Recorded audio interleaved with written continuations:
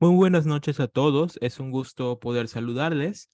A nombre del equipo INCU les damos la bienvenida a este webinar en el cual estaremos revisando a detalle el concepto de operación de espacios interactivos. Mi nombre es Iván, parte del equipo de desarrollo de espacios aquí en INCU. Y pues en esta sesión, como ya comentamos, estaremos hablando acerca principalmente de lo que implica la instalación y operación de este tipo de espacios. En la sección de preguntas y respuestas pueden ir colocando cualquier pregunta que vayan teniendo a lo largo de esta sesión, que está programada aproximadamente de unos 30 a 40 minutos. Y posteriormente pues estaremos respondiendo y atendiendo todas las dudas que vayan surgiendo a lo largo de la revisión.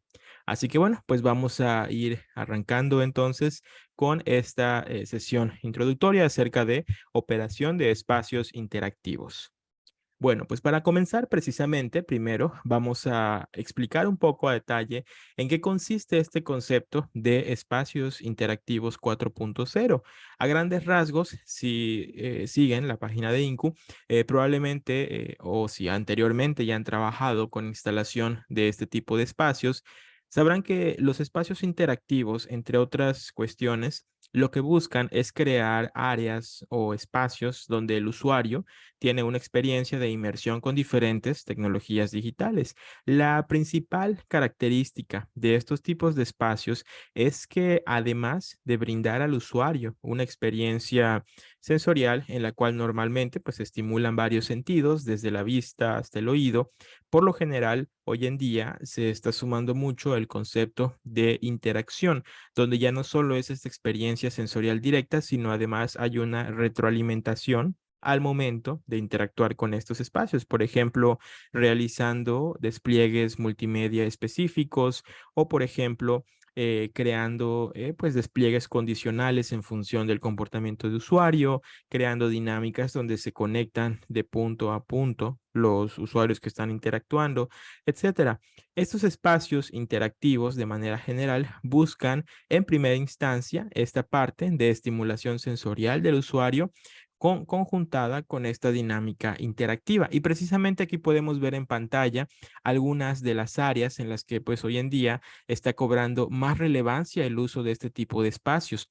Si bien desde hace varios años ya estos espacios surgen principalmente como movimientos artísticos o espacios orientados a publicidad interactiva, lo cierto es que cada día pues van tomando más relevancia en otras aplicaciones donde pues han demostrado tener muy buen impacto, como por ejemplo la creación de espacios terapéuticos para ciertos tipos de tratamiento, donde se pueden crear áreas o zonas específicas donde se pueden tratar diferentes tipos de padecimientos basados obviamente en marcos correctamente construidos de atención, donde esa estimulación sensorial orientada correctamente puede ayudar mucho a los procesos terapéuticos. Desde luego también está su uso como espacios lúdicos, para espacios de diversión, algo muy importante, espacios de capacitación, enseñanza y divulgación, que también es una aplicación bastante interesante para empresas y desde luego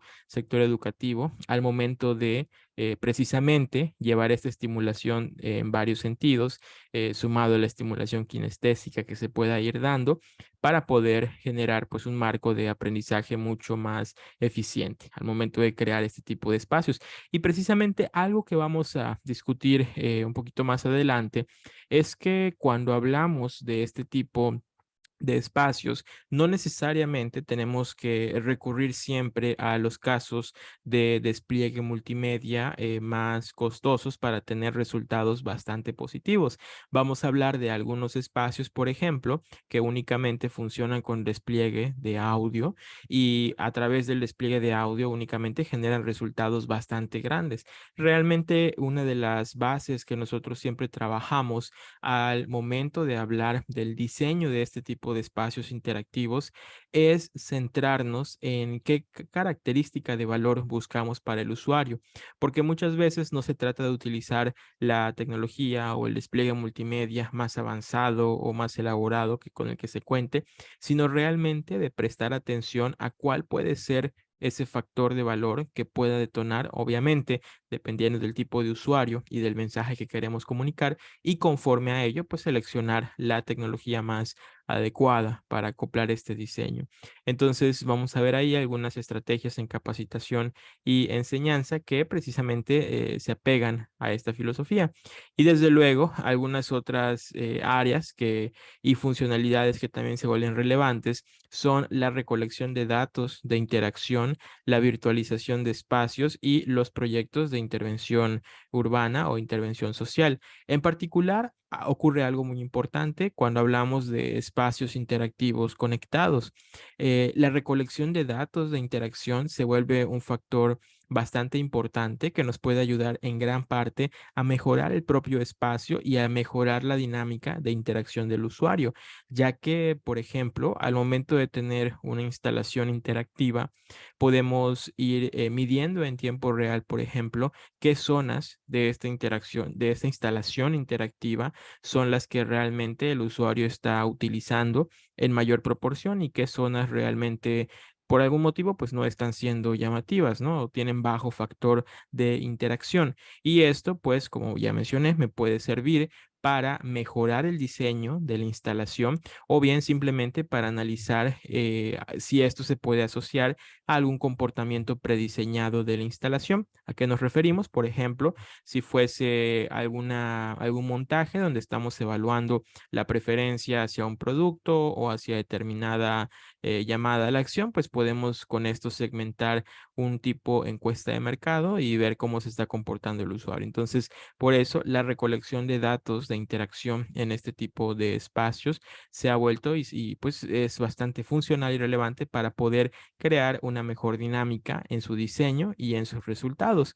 Y desde luego, pues la virtualización de espacios viene siendo el concepto que integra todos estos puntos que mencionamos, ya que al final de cuentas lo que estamos haciendo cuando creamos estos espacios interactivos conectados es precisamente crear una herramienta que se conecta y lo que hace es trasladar la interacción de un espacio físico a un entorno virtual. O sea, básicamente estamos parametrizando o sensando el espacio físico y con ello creando métricas que pueden servirnos, pues, dependiendo, evidentemente, de cómo tengamos diseñado nuestro sistema. Básicamente, todo esto, como mencionábamos hace un momento, parte del hecho de entender muy bien qué es la funcionalidad que queremos construir dependiendo del usuario y caso de aplicación. Es por eso que para hablar de la operación de espacios interactivos, uno de los factores más importantes, y lo resumimos en este pequeño esquema, que es uno de los cuales siempre utilizamos como guía para poder definir la correcta operación de un espacio interactivo, es precisamente partir de esa propuesta de valor que queremos comunicar al usuario. A partir de esta propuesta, convertirla en funciones, que es donde básicamente definimos ese flujo o esa interacción que esperamos que el usuario tenga con nuestro sistema. Una vez que hemos definido esa funcionalización del espacio, entonces podemos ahora sí pasar a su adaptación a sensores y despliegues multimedia. Y es algo muy curioso porque muchas veces, y nos pasa seguido, cuando empezamos a hablar acerca de espacios interactivos, muchas veces lo primero que viene a la mente pues es qué sensor voy a utilizar, qué despliegue voy a realizar, cómo lo instalo, cómo lo coloco, etcétera. Y es verdad, desde luego, finalmente a eso nos enfocamos, a una correcta selección de los sensores y su correcto distribución, conectividad, mantenimiento, etcétera, pero todo parte de un buen análisis de la base del espacio que se quiera utilizar, porque algo que llega a pasar también bastante, y lo vemos también de forma recurrente, es que precisamente como el hecho de trabajar con diferentes tipos de despliegue multimedia, como pueden ser luces, video interactivo, audio interactivo y algunos otros elementos, en la gran mayoría de los casos, tener este tipo de elementos instalados termina siempre generando bastante atracción por parte del usuario. Es decir, es bastante llamativo muchas veces tener pues una lámpara que se enciende con cierta interactividad o un elemento que se mueve o un video que está mapeado conforme a cierta superficie y pues termina llamando o capturando la atención del usuario por esta experiencia sensorial. Sin embargo, no hay que confiarse de que por el hecho de capturar este proceso de atención, necesariamente vamos a comunicar ese valor o esa propuesta de idea que estamos transmitiendo. Entonces, por eso, uno de los puntos centrales es definir dentro de lo posible y con las estrategias que manejamos cuál es ese mensaje que queremos llevar al usuario. Por ejemplo, cuál es esa idea central de la campaña, cuál es esa idea central de sensibilización, de empatización, cuál es ese conjunto de elementos gráficos que queremos que el usuario reconozca y a partir de esta elección, que aquí trabajamos algunas estrategias para poder hacer una correcta selección de propuesta de valor y funciones, entonces ahora sí, seleccionamos qué tipo de sensores y qué tipo de multimedia son los más aptos y cómo utilizarlos para realizar el despliegue. Entonces, una vez que ya tenemos definidos estos tres pasos, ahora nos pasamos a un plan de operación y ya en el plan de operación, ¿qué es lo que hacemos? Pues definimos básicamente a partir del tipo de sensores que se quiere utilizar y el tipo de multimedia que queremos desplegar, vamos a definir, entre otras cosas, el proceso de instalación, es decir, en qué puntos se van a colocar sensores, por ejemplo, qué tipo de cableado se va a utilizar, distancias de trazado, si por ejemplo se van a requerir adecuaciones de obra civil, si es una instalación temporal, si es una instalación permanente, todos esos detalles que ya van como tal asociados a la instalación física del espacio y posteriormente su operación, que pues también va a depender de si es una instalación temporal, una instalación fija a largo plazo y el tiempo de vida o el tiempo de uso incluso que se le dé a la instalación. Y todo esto a su vez, como ya mencionamos, pues deriva de todo este análisis. Es por eso que para los que se acaban de conectar, estamos abriendo este pequeño webinar acerca de explicar lo que implica la operación de espacios interactivos, partiendo muy puntualmente de la descripción de cuál es esa propuesta de valor y funciones que queremos para nuestro espacio. Cuando hacemos esta correcta definición, el poder trazar un plan de operación, pues se va haciendo más sencillo y desde luego más funcional.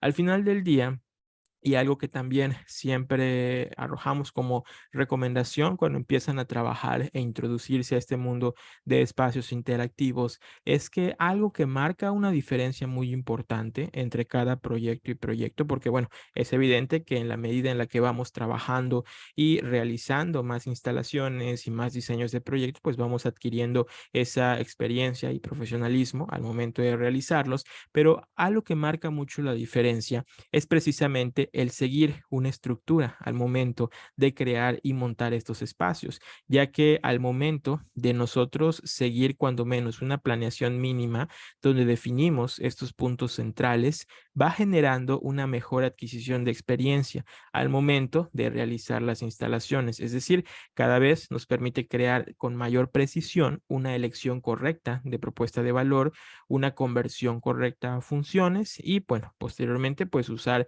en gran medida estos sensores. Sobre todo, algo ya para ir pasando a la parte operativa, algo de lo que muchos se van dando cuenta al momento de realizar este tipo de instalaciones es que en gran medida muchos de los proyectos que a veces vemos donde tenemos un muro interactivo, una mesa interactiva, por ejemplo, un sistema con despliegue 3D, etcétera, en gran medida el tipo de sensores que utilizan y el flujo en el cual se conecta la parte multimedia termina siendo la misma. Es decir, una vez que ya aprendemos la base de cómo conectar o configurar un sensor, en muchas ocasiones ni siquiera tenemos que cambiar esa configuración. Básicamente se replica este proceso de activación de elementos interactivos. Lo que sí que va a cambiar es estos puntos de aquí, es decir, cuál es ese contenido, cuáles son esas funciones, ese orden y esa distribución de flujo de usuario que esperamos para cada proyecto.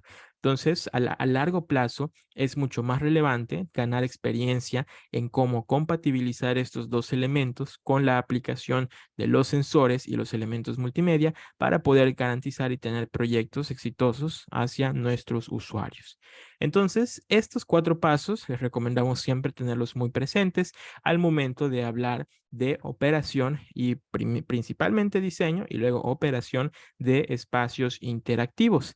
Y pues aquí vamos a comentar algunos casos donde, por ejemplo, aquí estamos viendo una instalación de Londres 2014, que precisamente es una instalación temporal en la cual pues parece algo bastante simple, es un dispensador de bebidas colocado y fijado en una zona específica, pero por más simple que se pueda ver estos sistemas, siempre van surgiendo elementos asociados a la operación que pues tenemos que ir teniendo presentes. Por ejemplo, aquí uno de los aspectos más delicados es el hecho de dispensar un alimento, ¿no? Finalmente, aquí tenemos un elemento que pues es considerado como alimento y el cuidar, en este caso, la asepsia y el manejo de este tipo de instalaciones son los que pues van principalmente dirigiendo cómo se construye todo lo que va alrededor. Entonces, no siempre el elemento interactivo es el que va a definir cómo vamos colocando o distribuyendo cada uno de estos puntos, sino a veces son requerimientos muy específicos de la instalación que pueden condicionar todo el elemento, como por ejemplo para poder mantener este dispensador operativo y por normatividad, pues esto requirió en la parte trasera todo un sistema de refrigeración para poder cubrir ciertas normatividades de operación. Vamos a ver este otro caso que es mucho más simple, que pues se trata de un muro Montessori, o sea, un muro diseñado conforme a los marcos de referencia Montessori para estimulación kinestésica, pero en este caso, pues lo que se añade como elemento interactivo adicional es la parte de interacción de audio, donde cada vez que, pues, además de tocar un elemento, el niño puede activar pues toda la parte de estimulación kinestésica jugando con los elementos del muro. También activa ciertas zonas de audio para complementar esa experiencia sensorial. Algo interesante que ocurre en este tipo de sistemas, y nos da gusto ver cómo algunas personas que han llevado esta capacitación terminan implementándolo con buenos resultados, es precisamente lo que hablábamos de la recolección de datos. Si bien la recolección de datos, como decíamos, nos puede permitir mejorar un sistema al entender qué zonas se activan más o se activan menos en nuestro espacio interactivo, en este caso lo utilizan a la inversa porque les permite, por ejemplo, medir qué zonas de este muro el niño utiliza con mayor frecuencia sin tener que hacer una observación directa. Y ya en términos de sus marcos de referencia para este tipo de método, ellos ya pueden saber en función de qué zona utilizó más el niño, generar ciertos diagnósticos o ciertas mediciones asociadas sin la intervención de un observador activo. Entonces, como podemos darnos cuenta, pues el hecho de hacer o llevar interactividad a diferentes elementos o superficies, pues puede ayudarnos para crear espacios interactivos que no únicamente se traduzcan a un ámbito lúdico o a un ámbito publicitario, sino que puedan trascender y generar otro tipo de métricas. Y estos son solamente algunos ejemplos donde pues se va dando este caso de interacción de uso que pues bueno, ya una vez entendiendo cómo se registran estos datos y cómo se va dando a cabo este proceso de medición, pues podemos llevar a diferentes campos de aplicación. Y precisamente continuando con este concepto, así como ya hablamos de estos 4 puntos básicos para describir la operación de un espacio interactivo, vamos a entender un poco más a fondo cómo trabaja esta parte, que realmente es en la que principalmente nos centramos cuando comenzamos a trabajar, es decir, cómo se conecta la parte de sensores con multimedia. Y aquí vamos a entender las partes básicas de lo que nosotros denominamos espacio interactivo 4.0 y dentro de esos conceptos básicos, cómo podemos ir creando lo que denominamos un sistema ordenado para poder aprender a construir diferentes tipos de espacios. Y se resume a este otro diagrama que tenemos aquí. En este caso, la representación más básica de este proceso de construcción de espacios va a partir de lo que denominamos sensor o evento. El sensor o evento, aunque muchas veces de forma coloquial utilizamos el concepto de sensor, se ha vuelto una palabra cada día más recurrente por cómo va avanzando la tecnología, pero pues en esencia es ese elemento que va a detectar la interacción de un usuario. Hoy en día manejamos el concepto de sensor o evento porque ya no necesariamente es solo el sensor el que va a detectar. A veces puede ser un otro tipo de evento que active o detone la interacción, como por ejemplo realizar el envío de un mensaje, un check-in en redes o una consulta a una web. Son eventos que también pueden detonar todo el flujo de interactividad. Y por ejemplo, aquí en esta imagen tenemos representado un letrero interactivo, que es un impreso donde hay una máquina de escribir impresa y cada vez que la persona toca la zona de los botones de la máquina, se escucha el sonido de las teclas de la máquina de escribir, en este caso. Ahora, ¿cómo funciona esto? Pues tenemos en la parte trasera de este letrero, tenemos colocado un sensor que se conoce como sensor táctil o más técnicamente como sensor capacitivo, que precisamente está representado por este primer bloque. Cuando el usuario se acerca a la zona y toca, activa el evento del sensor propiamente y lo que ocurre es que se envía una señal hasta un segundo elemento llamado controlador, que es otra palabra bastante utilizada en este concepto de espacios interactivos. Ese controlador se va a encargar básicamente de realizar las activaciones subsecuentes, que pueden ser principalmente estas tres que vemos aquí.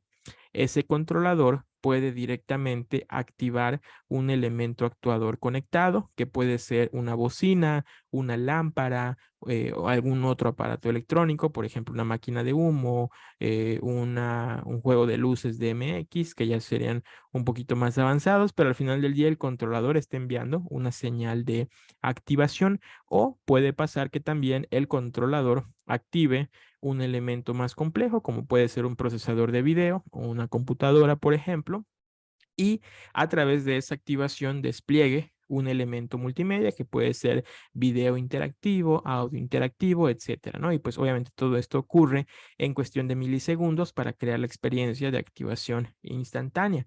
Pero precisamente en este flujo que acabamos de recorrer, vemos cómo se conectan las partes principales de un espacio interactivo. Estas 5 partes principales que tenemos son precisamente las partes que siempre vamos a interconectar para poder construir estos espacios. Y de ahí viene un poco lo que mencionábamos hace un momento, donde explicábamos que una vez que entendemos, por ejemplo, cómo realizar la conectividad de sensor a controlador y luego al elemento que yo quiera desplegar, en la gran mayoría de los casos esa conectividad es siempre la misma, al igual que la configuración. Lo que va a cambiar muchas veces es cómo hago la distribución de mis sensores, por ejemplo, si quiero representar algún otro tipo de espacio, algún otro tipo de elemento, y desde luego el tipo de contenido multimedia que se va a desplegar, cambiando el tipo de audio, el tipo de video, el tipo de animaciones, que pues esto ya se trabaja un poco más del lado de diseño con la herramienta de software que se vaya utilizando. Pero de fondo, la parte de hardware que controla la activación y el despliegue prácticamente está dirigida por esta estructura base de la cual nos basamos para poder desarrollar toda la implementación de un gran número de espacios, ¿no? Y así va ocurriendo precisamente para varios casos de instalación. Y ya solo para ir dando un poquito más de formalidad a esta primera parte de nuestro esquema, se le conoce como entrada, que es donde el sistema va a captar la interactividad del usuario y va a ir generando posteriormente el evento interactivo. Y luego la parte del control y el procesador se conoce como lógica de control, que es donde ocurre todas esas condiciones para finalmente desplegar una salida, que como ya dijimos puede ser un juego de luces, puede ser únicamente audio, puede ser por ejemplo video interactivo, animaciones interactivas, etcétera. Cada uno de estos casos de despliegue multimedia que pues se pueden ir generando, muchas veces son los que definen el precio o costo de este tipo de instalaciones. Como una referencia rápida, cuando por lo general trabajamos con audio interactivo, pues el elemento de salida que se suele utilizar es una bocina, que en términos de costo es mucho menor que cuando trabajamos, por ejemplo, con video interactivo, ya que en el caso de video interactivo, pues ahí vamos a necesitar un elemento de salida de video que puede ser desde una pantalla hasta un proyector y dependiendo del tamaño, la intensidad y calidad, pues llegan a elevar bastante el presupuesto de la instalación. En general, como les comentábamos también, nosotros siempre recomendamos, antes de definir de lleno qué tipo de multimedia queremos utilizar, partir siempre de entender cuál es esa propuesta de valor que requerimos comunicar al usuario, porque muchas veces no es necesario de lleno trabajar con la parte de video interactivo, se pueden hacer muchas cosas con audio interactivo y luces directamente que pues nos permiten crear estructuras de proyectos bastante replicables y escalables, que también en un momento más vamos a ir comentando. Entonces, resumiendo hasta este punto, que es lo que ya hemos mencionado, ya hablamos de los 4 puntos fundamentales para definir toda la estructura de un proyecto, desde propuesta de valor, funciones, sistema interactivo, hasta llegar a plan de operación y en particular dentro del sistema interactivo acabamos de ver cuáles son las 5 partes principales que definen cómo se realizan las conexiones en estos sistemas interactivos. Ahora bien, vamos a pasar a ver un caso de instalación que es precisamente sobre el cual vamos a continuar la revisión en este webinar introductorio para ir entendiendo cómo cada una de estas partes se van conectando y normalmente qué herramientas utilizamos para visualizar y planificar ese proceso de montaje y finalmente hablar de las condiciones de operación y elementos habituales que se requieren. Entonces, para ello, voy a reproducir un pequeño video aquí ahora en pantalla. Probablemente lo vean un poquito pausado por la conexión, pero vamos a resaltar los elementos más importantes.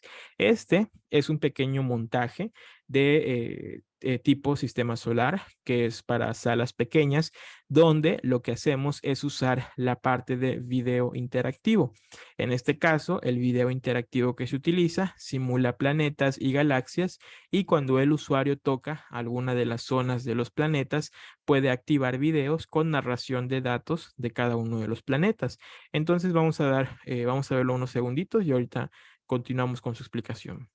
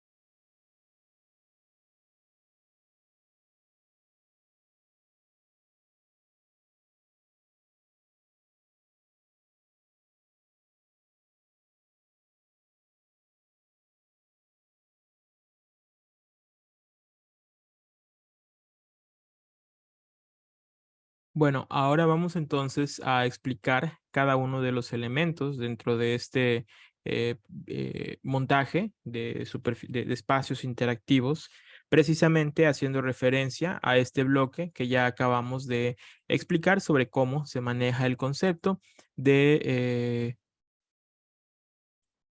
elementos del espacio interactivo. Como mencionamos hace un momento, pues trabajamos directamente con estas cinco partes donde hablamos de sensor o evento, posteriormente el concepto de controlador, procesador y luego despliegue multimedia. Evidentemente en este ejemplo, el tipo de multimedia que se está desplegando es video interactivo.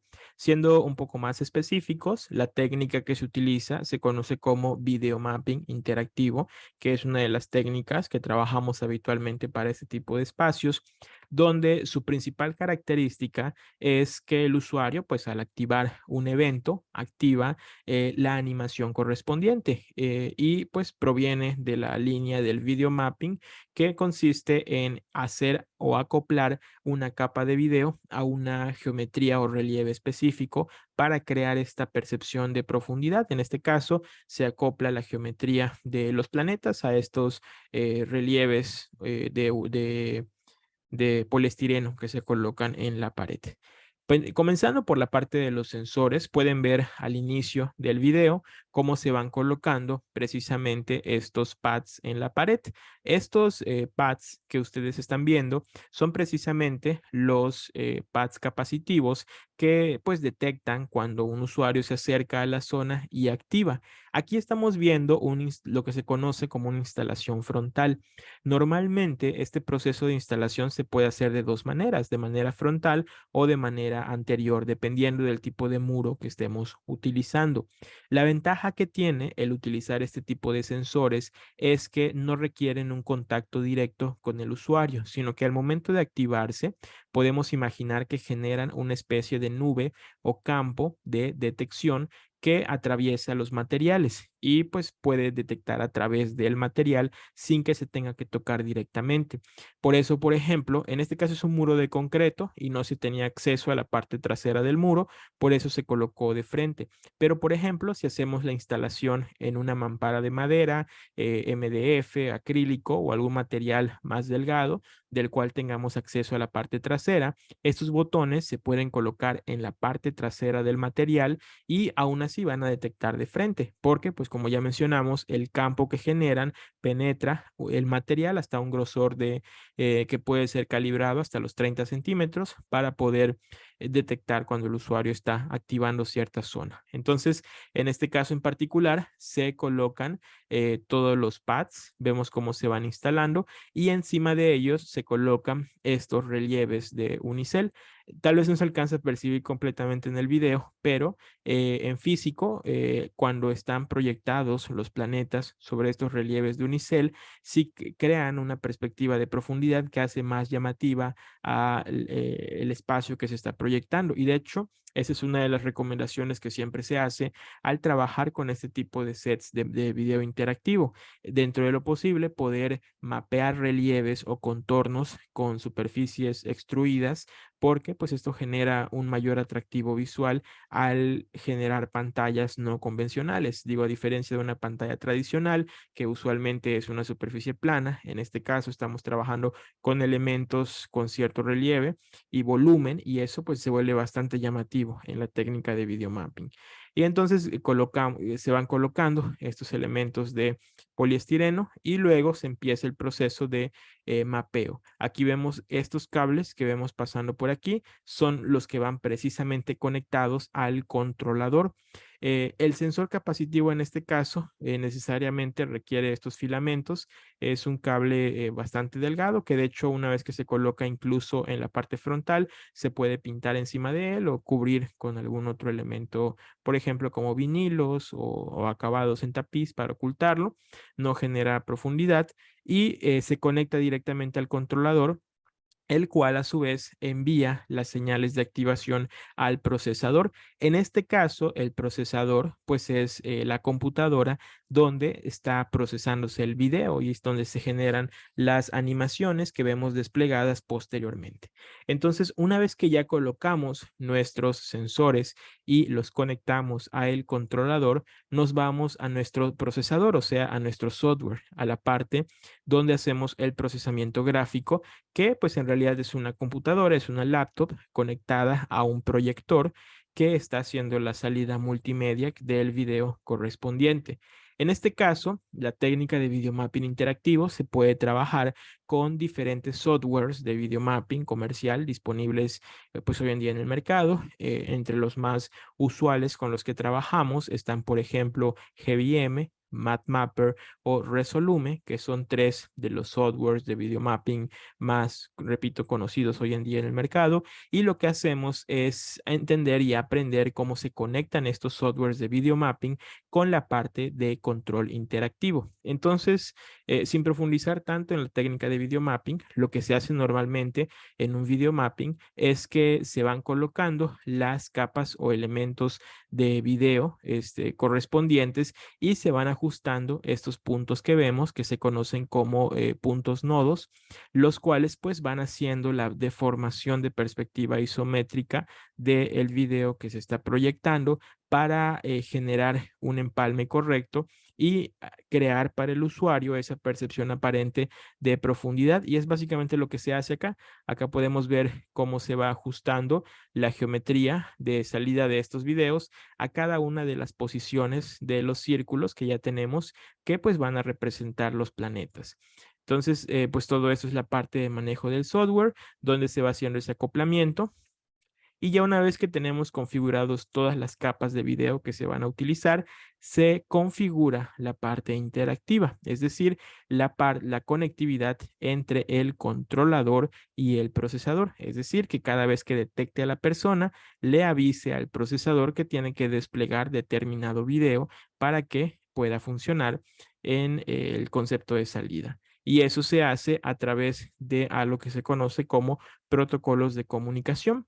Esta parte normalmente ya está estandarizada. De hecho, nosotros trabajamos con un tipo de protocolos que se llaman protocolos OSC, que son parecidos a los protocolos MIDI, que si alguna vez has trabajado con audio o video, pues es normalmente uno de los protocolos de comunicación entre dispositivos y cómputo para poder comunicar señales. La ventaja que tiene los comandos OSC es que son inalámbricos. Entonces, esto me permite que yo, por ejemplo, pueda tener en la pared colocado mis sensores y mi controlador y inalámbricamente pueda enviar los comandos de activación hacia la computadora y el proyector, lo cual en términos de instalación favorece y facilita mucho el cómo distribuir los espacios, porque por ejemplo, si tuviésemos que ahorita vamos a discutir temas de distancias y puntos de instalación, pero si tuviésemos una instalación donde queremos cubrir 5 muros que están separados de aproximadamente 3 metros,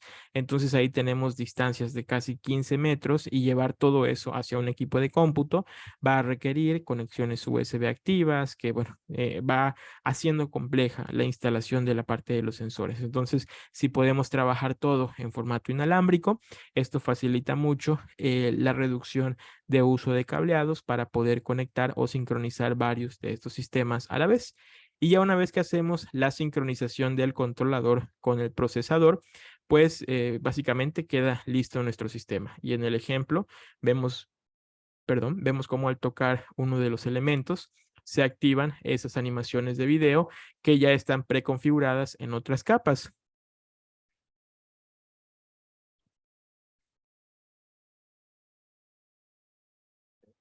Y estas animaciones, pues ya pueden evidentemente ser dependiendo de nuestro montaje, ¿no? Aquí estamos teniendo el ejemplo de los planetas de un sistema solar, pero pues pudiera ser cualquier otro concepto semejante donde activo zonas específicas y despliego ya sea una animación de todo el muro o videos complementarios específicos dentro de cada uno de los sistemas que se vaya a estar implementando.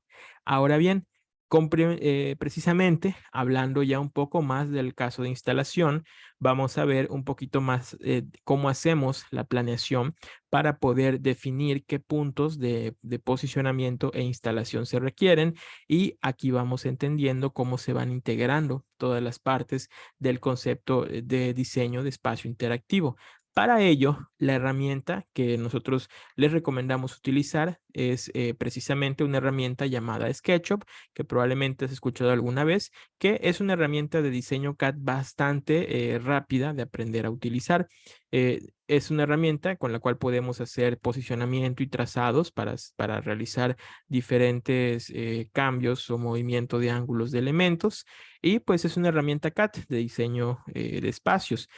También algo importante pues es que si tú ya trabajas, SketchUp es una herramienta, repito, bastante rápida de aprender a utilizar, pero si ya trabajas con alguna otra herramienta CAD, como por ejemplo AutoCAD, Fusion, SolidWorks o incluso un Rhino, estos mismos conceptos que aprendemos a utilizar con SketchUp los puedes trasladar al software que ya utilices. Pero ¿cuáles son algunos de los puntos más importantes que aprendemos en estos esquemas? Aquí tenemos una representación general de precisamente este caso de instalación de los planetas. Bueno, tres de las características para las cuales nos es muy útil este tipo de softwares son, primero que nada, para estimar lo que se conoce como área de disparo o área de proyección.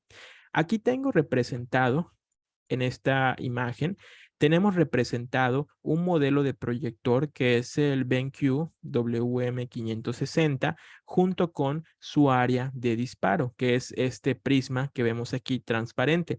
Quiere decir que es el área que el proyector abarca cuando genera su proyección, valga la redundancia. Estos valores los aprendemos a obtener de las fichas técnicas de los proyectores. Normalmente, si nosotros buscamos la ficha técnica de un proyector, vamos a ver algunos términos clave, como por ejemplo son el radio de disparo, la distancia focal efectiva, el displacement de foco o el área de disparo de pantalla.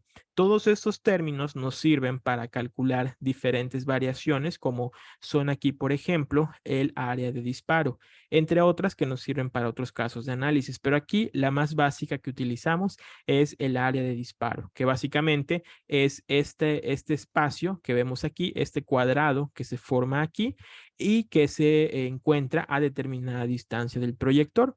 Dependiendo de a qué distancia el proyector genera cierto tamaño de pantalla, existen hoy en día diferentes arreglos de lentes y categorías de proyectores para este tipo de pantallas. Es decir, hay proyectores que hoy en día los podemos acercar hasta 30 centímetros del muro y me van a generar pantallas de gran tamaño, de 2 a 3 metros. A esos proyectores se les conoce como proyectores de tiro corto o tiro ultra corto, dependiendo de la distancia. Y tenemos los proyectores clásicos que pues alejamos de la pared aproximadamente 2 a 3 metros para dar pantallas de la misma proporción aproximada. A eso se les conoce como proyectores de tiro estándar. Desde luego, cada uno es idóneo para cierto tipo de situaciones y eso también vamos pues revisándolo a detalle. En este caso, el modelo con el que estamos trabajando es un modelo de tiro estándar y pues aquí está representado, como ya dijimos, el área de disparo del proyector. Entonces, ¿para qué me sirve esta representación? Bueno, supongamos que yo por diseño decido que quiero colocar los planetas de este tamaño, o sea, discos de aproximadamente 30 centímetros y quiero esta distribución porque así lo pide mi diseño. Entonces, uno de los primeros puntos que voy a poder ver es pues validar que el área de cobertura de mi proyector va a cubrir estos elementos al momento de hacer el mapeo. Entonces, por ejemplo, ya con esta representación, si yo físicamente acerco el proyector al muro, podemos de manera simple pues ver que el área que se está proyectando efectivamente cubre todos los planetas, y de modo que si yo acerco el proyector un poco más a la pared, vemos cómo pues empieza a reducir esa área disponible, ¿no? De modo que si yo pusiera el proyector a una distancia aproximada de, estamos a 87 centímetros de la pared, o sea, casi 1 metro, pues no voy a poder cubrir el área de los planetas que quiero hacer. Y entonces aquí vamos viendo que la distancia a la cual debo colocar el proyector, si yo lo voy separando, más o menos es por aquí, ¿no? Entonces yo con este trazo ya puedo saber que la distancia recomendada del proyector a la pared es cuando menos de 180 centímetros. Aquí en la esquina inferior pueden ver la medición. Es de aproximadamente 180 centímetros, o sea, 1,80 m. 1,80 m, 2 metros aproximadamente. Entonces ahí ya tenemos el primer punto de posición y vamos viendo dónde podemos ir colocando este proyector. Ahora, continuando con el tema del proyector, un segundo parámetro que va a surgir a partir de esta posición, pues es la distancia del proyector al equipo de cómputo. Supongamos también que por diseño yo requiero tener el equipo de cómputo en una mesita o en un espacio en esta zona. Quiero que sea visible y lo quiero tener ahí. Entonces, una segunda pregunta es, ¿a qué distancia queda el cableado de mi proyector al equipo de cómputo? Supongamos que voy a pasar el cableado por esta zona. Es una representación inicial, lo voy a llevar a techo. De aquí lo voy a llevar a esta distancia. Luego lo voy a bajar por aquí. Luego bajamos por aquí y aproximadamente lo llevo hasta este punto. Digo, esta es una forma de trazado, no tiene que ser exactamente esa, pero ahora ya que hice ese pequeño trazado inicial, podemos ver más o menos cuánta distancia ocupa. Le doy doble clic y esa línea que se marca ahora en azul es precisamente la línea de mi trazado y aquí nos va a marcar en la parte de información que tiene una longitud de 727 centímetros, más o menos 7 metros, 7,5 metros, 8 metros podemos estimar, ¿no? Con los márgenes. Entonces, como dato, el hecho de hacer este trazado me está diciendo a mí que si yo quisiera colocar mi equipo en esta zona y mi proyector aquí, el cableado que voy a ocupar aproximadamente es de 8 metros.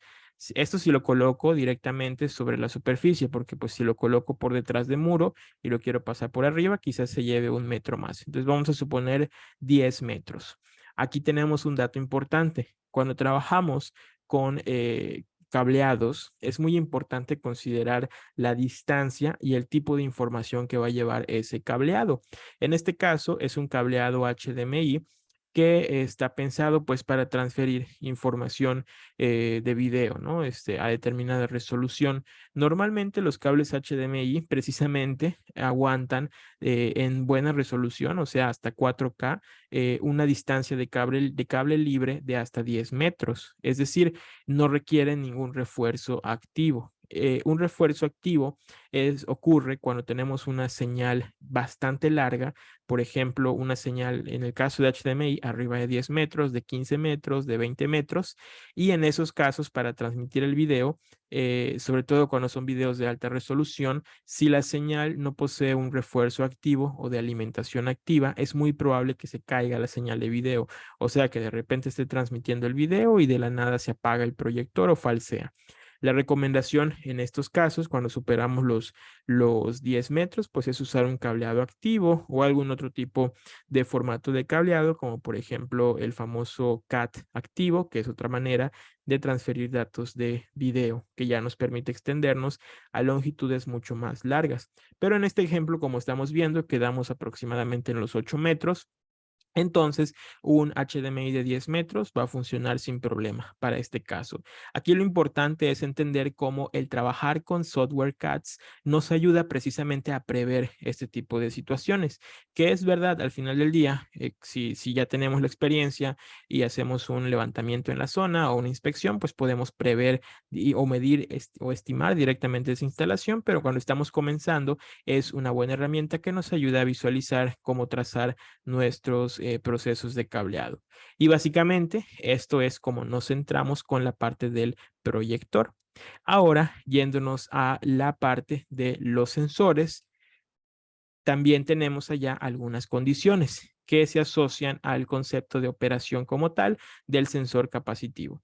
En este caso, estamos colocando un total de 8 pads. Atrás de cada uno de estos planetas está el pad y aquí la representación de su respectivo cableado, que van conectados a el controlador que está en una cajita independiente, y este controlador pues ya sabemos que se conecta de forma inalámbrica al procesador para poder hacer toda la parte de despliegue, que es este bloque que habíamos explicado aquí: sensor, controlador, procesador, multimedia.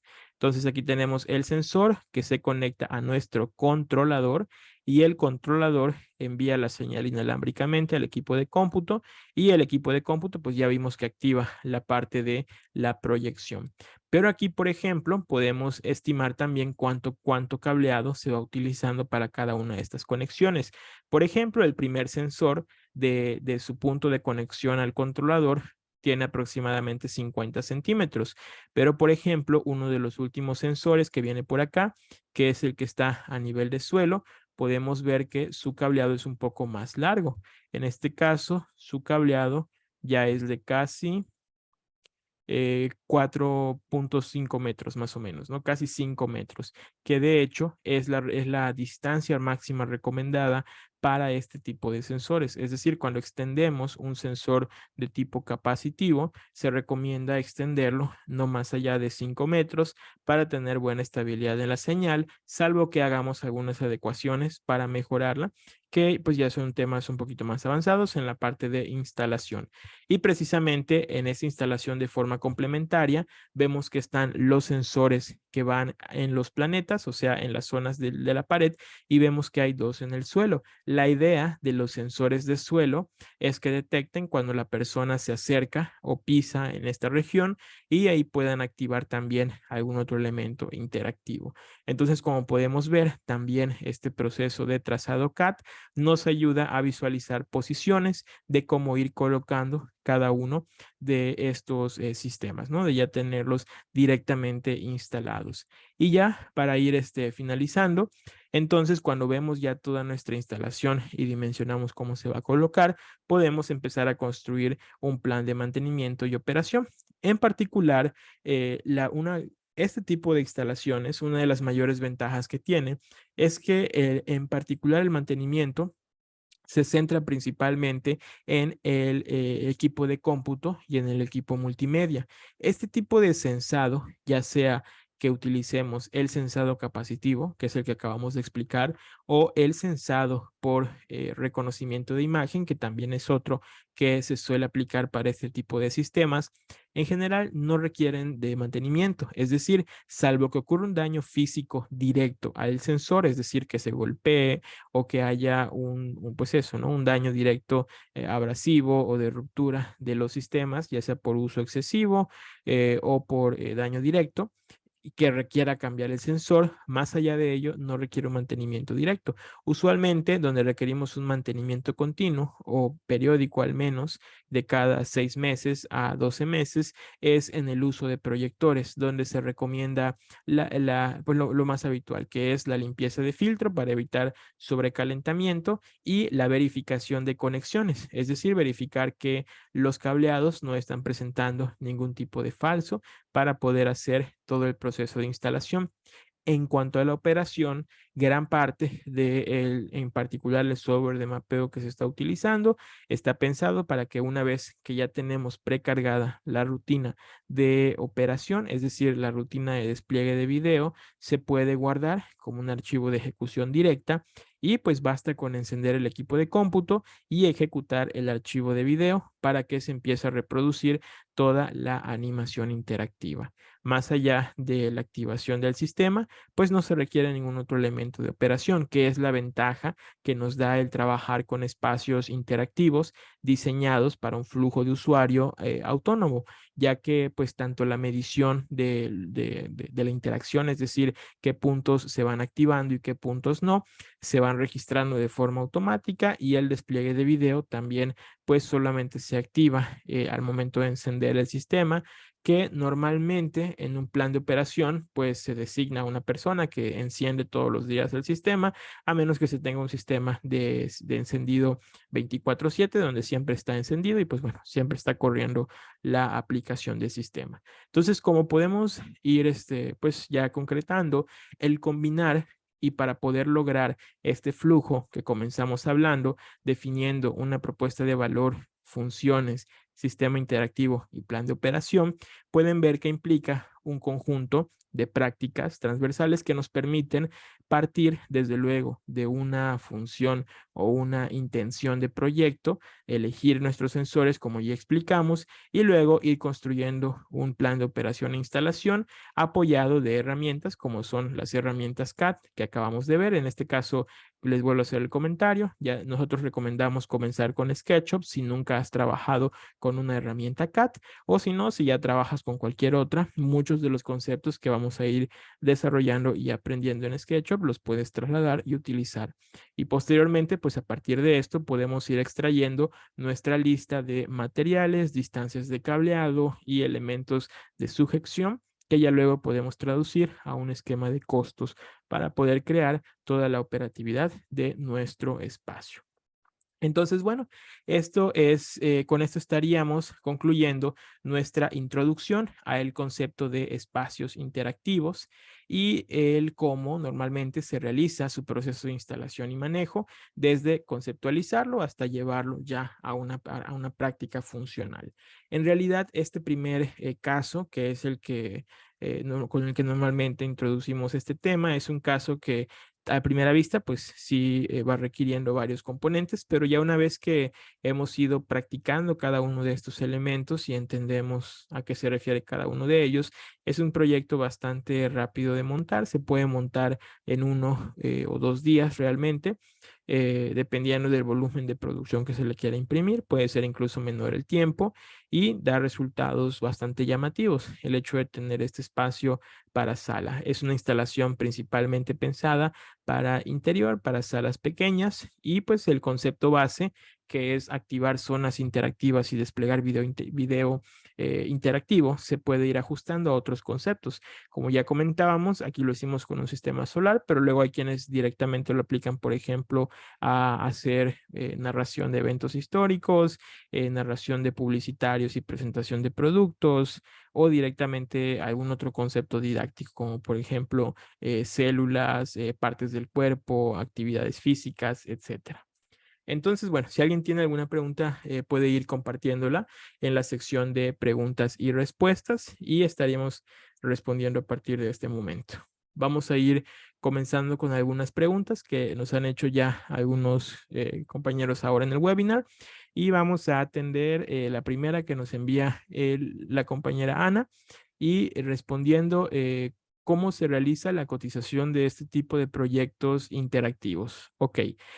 Con respecto al tema de cotización, precisamente esta misma estructura que acabamos de mencionar, la parte de sensor, controlador, actuador, etcétera, es una buena base una buena base que recomendamos seguir para hacer las estructuras muchas veces de cotización, porque al final este flujo ya te está describiendo qué partes requiere tu sistema.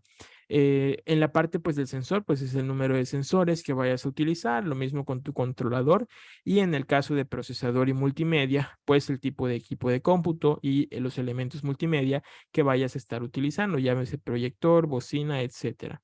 A esto normalmente se le añade los costos de producción o de acabados de tu set, ¿no?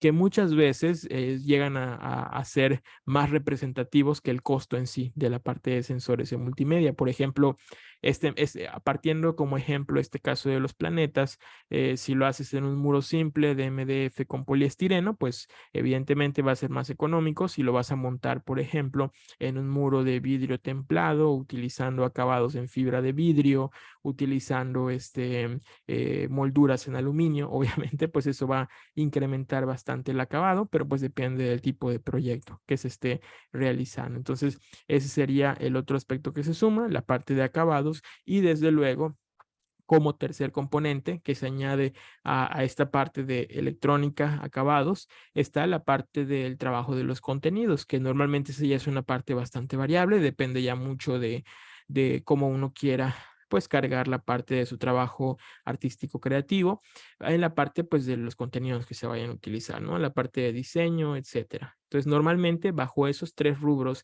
es los que se suele estructurar el costo de este tipo de proyectos. Repito, la parte electrónica, luego viene la parte, o sea, la parte electrónica y sensado, luego viene la parte de acabados y ya luego la parte del trabajo creativo, que es la parte de contenidos. Entonces, normalmente así es como sugerimos realizar la cotización de proyectos. No, por nada, Ana. Respondemos la siguiente pregunta. Nos comenta el compañero Abraham, ¿cuál es el tipo habitual de superficies que se pueden utilizar para ser interactivas? Ok, en general se puede trabajar cualquier tipo de superficie. Incluso nosotros nos hemos llegado a sorprender de ver pues con qué tipo de superficies luego experimentan quienes están llevando ese tipo de actividades. Y en general se puede trabajar con cualquier superficie. La única limitante que se tiene es cuando trabajas con sensado capacitivo. Como ya comentamos, nosotros recomendamos trabajar con dos tipos de sensado. El capacitivo, que es a través de los pads táctiles que acabamos de ver cómo se instalan, y el otro es a través de sensado por reconocimiento de imagen, donde como tal se utiliza una cámara, puede ser una cámara web normal o una cámara de profundidad, y se detecta al usuario, o sea, se hace un reconocimiento del usuario y con ese proceso de reconocimiento del usuario se activan las zonas interactivas, ¿no? Entonces, en ambos casos se puede trabajar en cualquier tipo de superficie, pero cuando trabajas con sensado capacitivo, la limitante es que no puedes trabajar con superficies metálicas porque las superficies metálicas o conductivas aíslan el campo capacitivo. Entonces, si tú pones por ejemplo, si quisieras usar una lámina completamente de acero galvanizado y pones el sensor capacitivo atrás, no va a penetrar la señal, entonces no va a funcionar. Ahí necesariamente tendrías que usar un sensor de reconocimiento de cámara, pero en general, la mayoría de las superficies que trabajan pues no suelen ser metálicas, o sea, suelen ser materiales como MDF, acrílico, vidrio, coroplast, madera, tabla roca. Normalmente en esos materiales no hay ningún problema para poder hacerlos. Y en cuanto al tipo de superficie, pues puede ser desde una mesa, un muro, piso. Todo depende al final de cómo se distribuya el despliegue multimedia, pero pues básicamente se puede hacer en cualquier tipo de superficie, no hay limitante en cuanto a esto, Bram. Claro que sí. Nos envían una tercera pregunta. ¿Se pueden utilizar varios proyectores en simultáneo o varios sensores en simultáneo? La respuesta es sí. Se pueden conectar. Comentábamos hace un momento que, por ejemplo, si queremos cubrir un muro o varios muros para hacer un mapeo o un mapeo interactivo circular o en toda una sala, se pueden sincronizar varios sensores y varios elementos de despliegue y con ello pues hacer la captura de varios puntos en toda la sala y hacer todo el espacio interactivo. Entonces sí se pueden conectar varios sensores, también lo mismo con los proyectores, se pueden conectar varios proyectores en salida. Ahí lo que cambia es nada más el número, ya sea el número de equipos de cómputo o el tipo de tarjeta gráfica para poder sincronizar más de 2 o 3 pantallas a la vez, ¿no? Que también es un tema que revisamos posteriormente a detalle. Pero sí, sí se pueden conectar más de un proyector o más de un sensor. Pasamos a la siguiente pregunta que nos comentan. ¿Funciona en ambientes costeros y húmedos?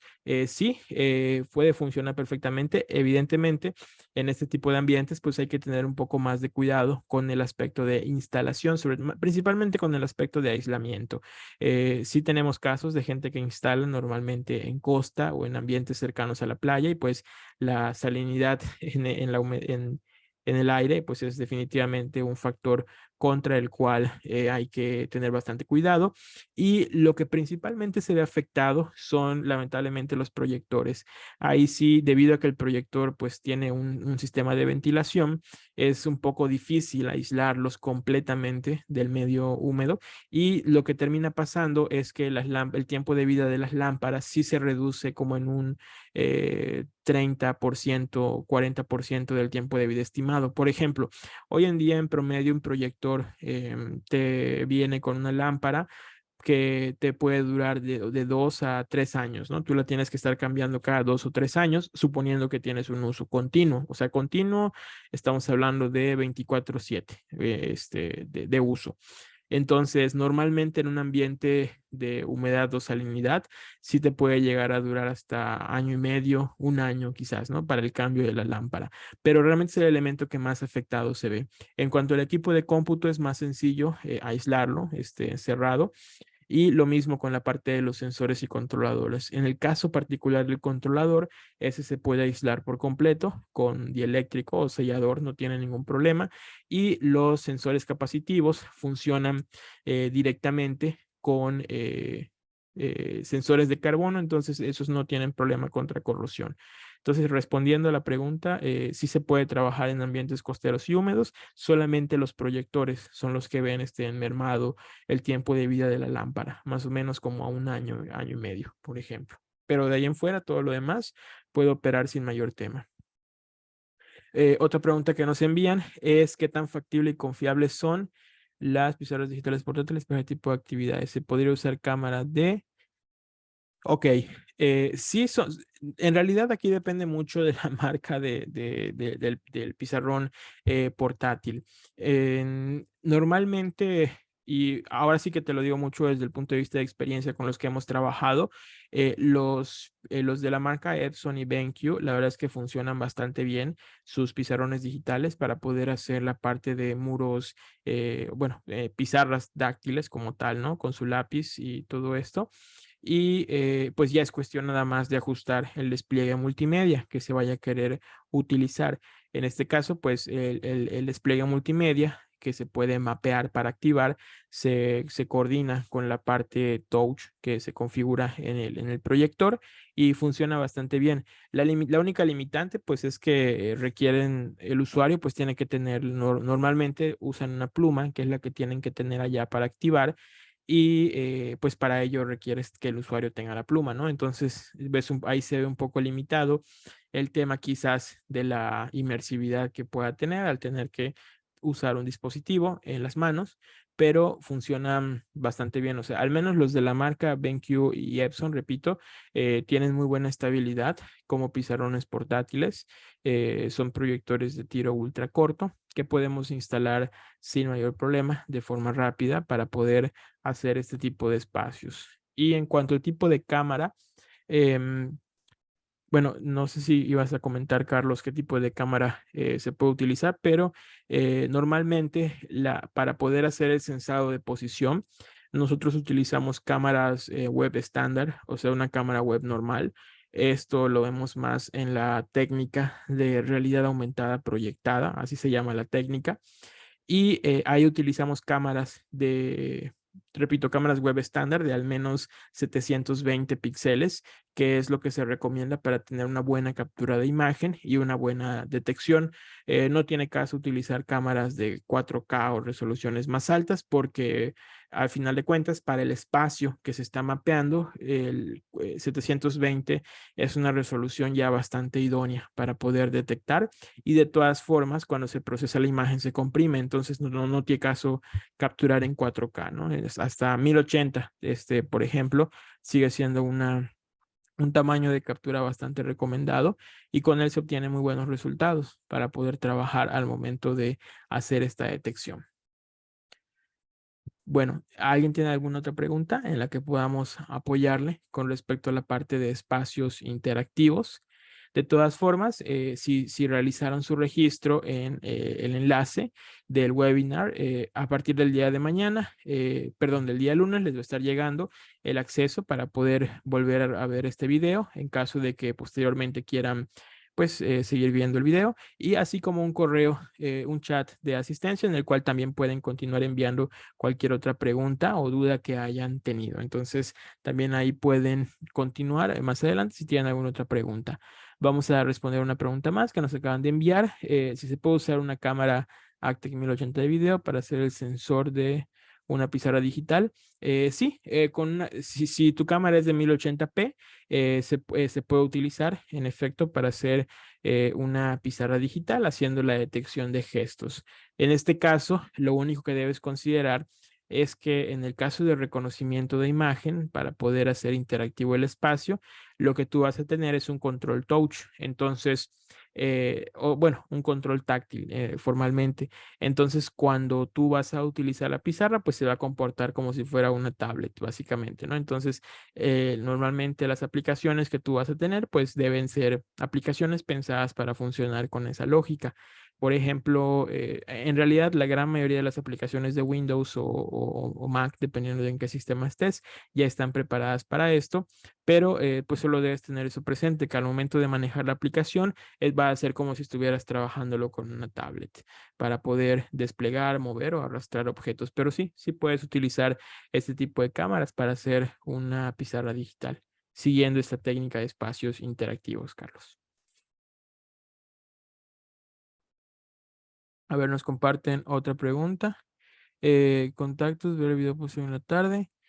Sí, les van a hacer llegar el correo. En este momento yo no tengo las líneas para poder compartir los enlaces, pero a partir del día lunes les van a estar haciendo llegar el correo con la información del enlace para ver el video y también donde pueden escribirnos para cualquier otra pregunta o duda adicional que tengan con respecto a la información. Entonces, ya ahí les estaremos compartiendo toda la información. Claro que sí. Pues bueno, si no hay más preguntas o comentarios, formalmente con eso estamos terminando nuestro webinar del día de hoy. Esperamos que esta información les sea de gran utilidad, que hayan entendido un poco mejor el concepto de espacios interactivos y en gran medida lo que implica el proceso de operación e instalación de los mismos, ¿no? Es que realmente es una técnica que se puede trabajar desde escalas pequeñas e ir comenzando para luego llevarlo a escalas de mayor dimensión. Les deseamos mucho éxito en los proyectos que emprendan y pues ha sido un gusto estar aquí con ustedes el día de hoy. Les recuerdo, mi nombre es Iván, parte del equipo de desarrollo de espacios de INCU y pues estamos a la orden en lo que podamos apoyarles. Pueden escribirnos al correo de contacto que estarán recibiendo el día lunes y pues nos estamos viendo. Que tengan una excelente noche, que continúen con un buen fin de semana y ha sido un gusto. Hasta luego a todos.